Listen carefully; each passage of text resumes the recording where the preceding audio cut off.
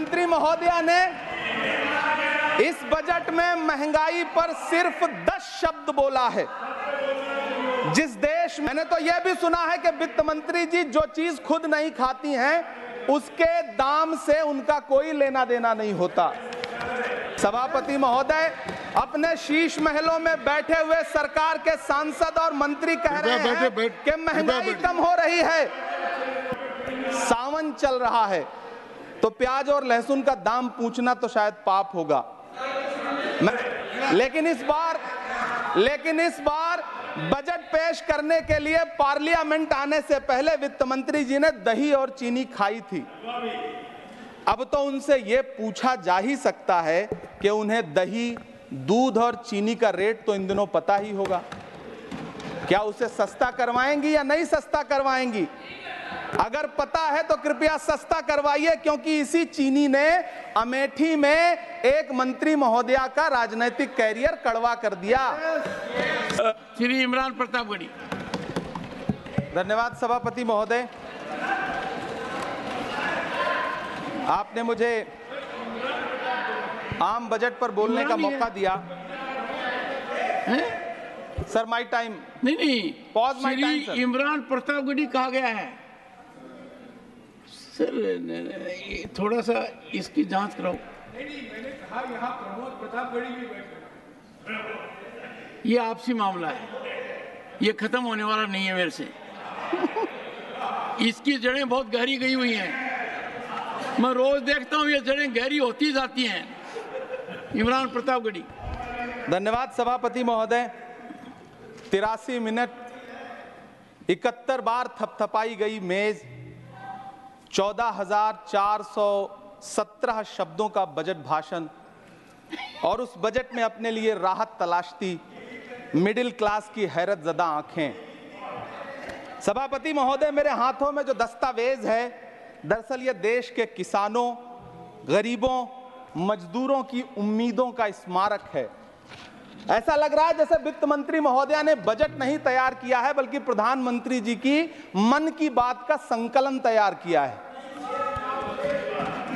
टूटा हुआ लश्कर का भरम देख रहे हैं, टूटा हुआ लश्कर का भरम देख रहे हैं, और जिल्ले इलाही के करम देख रहे हैं।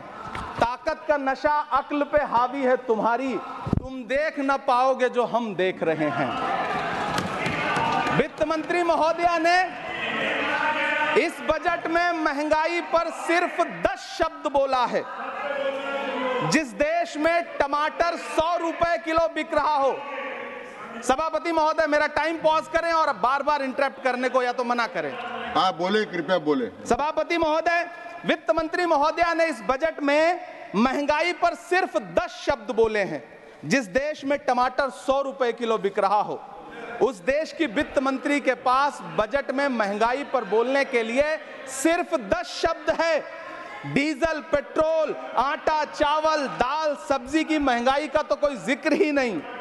सावन चल रहा है, तो प्याज और लहसुन का दाम पूछना तो शायद पाप होगा। मैंने तो यह भी सुना है कि वित्त मंत्री जी जो चीज खुद नहीं खाती हैं उसके दाम से उनका कोई लेना देना नहीं होता। लेकिन इस बार बजट पेश करने के लिए पार्लियामेंट आने से पहले वित्त मंत्री जी ने दही और चीनी खाई थी।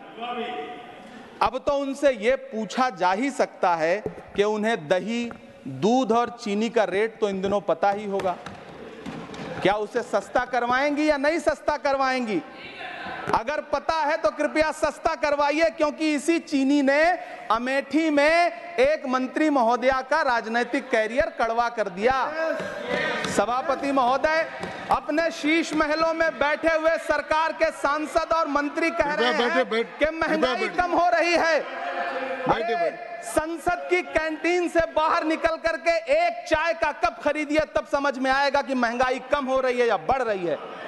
किसी एक दिन अपनी किसी मजदूर की तरह अपनी दिन भर की दिहाड़ी लेकर के बाजार जाइए और अपने बच्चों के लिए राशन खरीदिए, तब पता चलेगा कि महंगाई कम हो रही है या नहीं हो रही है। यहां बैठ करके बड़ी बड़ी बातें करना आसान है। ये चूनर धानी धानी भूल जाते, ये पुरवा की रवानी भूल जाते, जो आकर 4 दिन गांव में रहते तो सारी लंतरानी भूल जाते। सभापति महोदय, इलेक्टोरल बॉन्ड खरीदने के नाम छुपाने वाली सरकार, इलेक्टोरल बॉन्ड खरीदने वालों के नाम छुपाने वाली सरकार इन दिनों आम के ठेला लगाने वालों के नाम जानना चाहती है। मुझे तो होटलों, ढाबों या आम के ठेलों पर नेम प्लेट लगवाने वालों से पूछना है कि कभी खून की बोतल पर देखा है किसी का नाम लिखा हुआ? मुझे पूछना है कि क्या कोरोना के दौरान अपनी उखड़ती हुई सांसों के लिए ऑक्सीजन तलाशने वाले किसी इंसान ने ऑक्सीजन लाने वाले किसी इंसान से पूछा था कि ऑक्सीजन लाने वाला इंसान हिंदू है या मुसलमान है? मुझे पूछना है कि लावारिस लाशों के लिए कोरोना में कांधा देने वाले, चिताओं के लिए लकड़ियां सजाने वाले किसी इंसान से पूछा गया था उसका नाम, उसका मजहब? लेकिन इन दिनों पूछा जा रहा है सभापति महोदय। अफसोस, देश के प्रधानमंत्री जी ने कभी न टूटने वाली चुप्पी ओढ़ ली है। सभापति महोदय, जनता ने 63 सीटें कम क्या कर दी? ये सरकार तो अमृतकाल का नाम लेना ही भूल गई। ये भूल गई है अमृतकाल को, ये भूल गई है मनरेगा को, ये भूल गई है मौलाना आजाद नेशनल फेलोशिप को, ये भूल गई है मणिपुर को, ये भूल गई है महाराष्ट्र को। मुझे गर्व है कि मैं राज्यसभा में महाराष्ट्र का प्रतिनिधित्व करता हूं। महाराष्ट्र जो देश की आर्थिक राजधानी है, जो टोटल कॉर्पोरेट टैक्स का 40%, इनकम टैक्स का 32% और जीएसटी का 20% इस देश को देता है, उस महाराष्ट्र के लिए इस बजट में एक शब्द नहीं है। आप बैठ जाए। सभापति महोदय, आखिर महाराष्ट्र से किस बात का बदला लिया जा रहा है? महाराष्ट्र ने लोकसभा चुनाव में बाबा साहब अम्बेडकर के संविधान को बचाने के लिए वोट क्या कर दिया? प्रधानमंत्री जी तो महाराष्ट्र से बदला लेने पर उतर आए। अब तो शायद उन्हें याद भी ना हो यवतमाल का वो दाभड़ी गांव जहां 20 मार्च 2014 को वो किसानों के साथ चाय पर चर्चा करने गए थे और उनकी किस्मत बदलने के सपने दिखाए थे। उसी यवतमाल में पिछले 6 महीने में 132 किसानों ने आत्महत्या की है। सभापति महोदय, महाराष्ट्र में हर महीने 209 किसान आत्महत्या कर रहे हैं।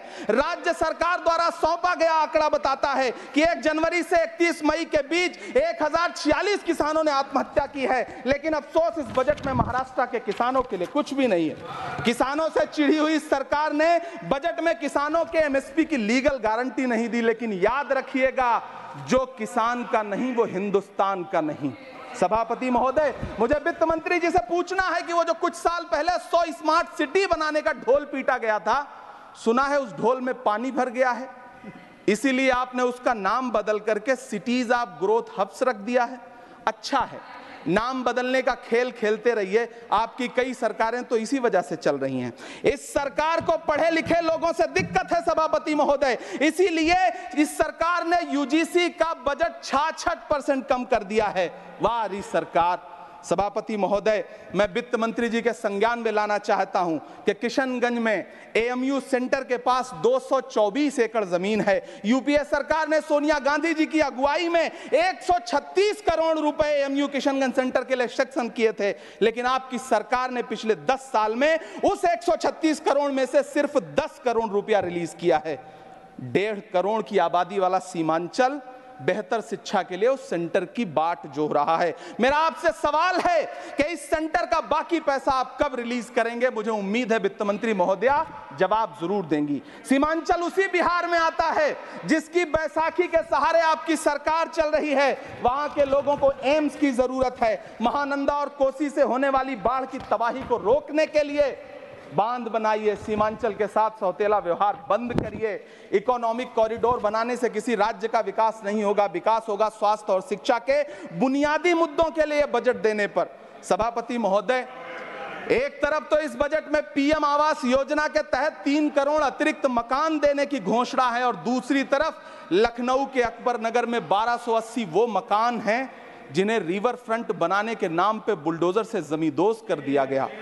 सभापति महोदय, लोग चीखते रहे, बच्चे बिलखते रहे, वसुधैव कुटुंबकम का नारा लगाने वाली सरकार इंसानों के घरौंदे उजाड़ कर जश्न मना रही है। सभापति महोदय, मेरा बहुत भावुकता के साथ देश के प्रधानमंत्री से सवाल है कि इन उजड़ते हुए मकानों और बेघर होते हुए घरों को देख करके आपको नींद कैसे आती है, आप सो कैसे पाते हैं? मेरा सवाल है इस देश के प्रधानमंत्री से, या तो लोगों के घरौंदे उजाड़ना बंद करिए या फिर करोड़ों मकान बनाने की झूठी घोषणाएं करना बंद करिए।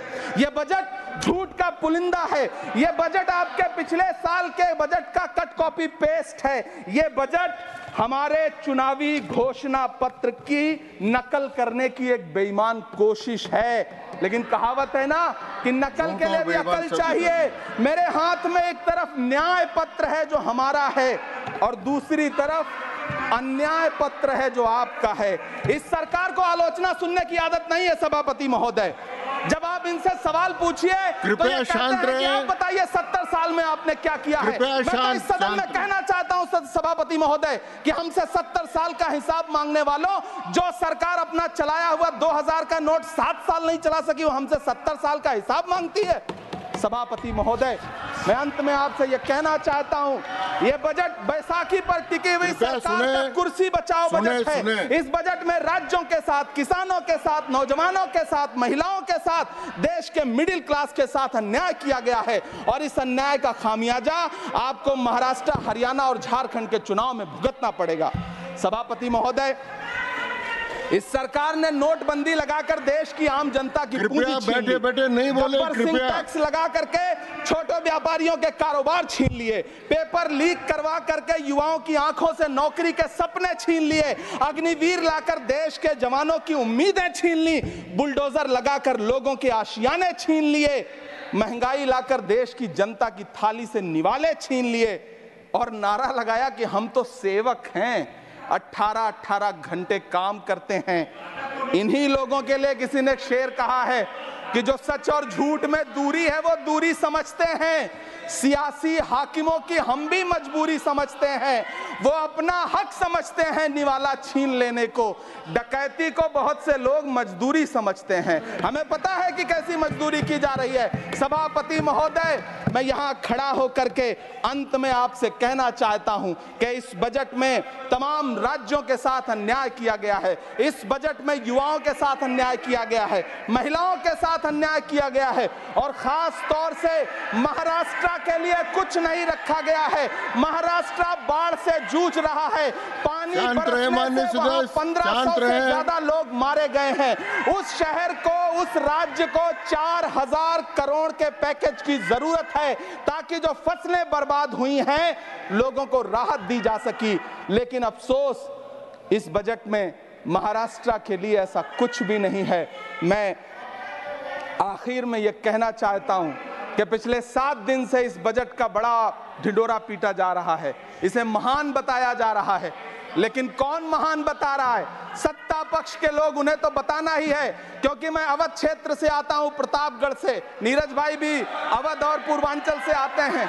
वहां एक कहावत है कि बिटिया की तारीफ किसने की? बिटिया की महतारी ने, यानी कि बेटी की प्रशंसा किसने की? मां ने। तो इस बजट की तारीफ सत्ता पक्ष करे तो करेगा ही, लेकिन विपक्ष के एक भी सांसद से आप पूछिए कि क्या उसके राज्य को कुछ मिला है, तो वो ये कहेगा कि नहीं, कुछ भी नहीं मिला है। बहुत बहुत धन्यवाद सभापति महोदय, मुझे आम बजट पर अपनी राय रखने के लिए। धन्यवाद।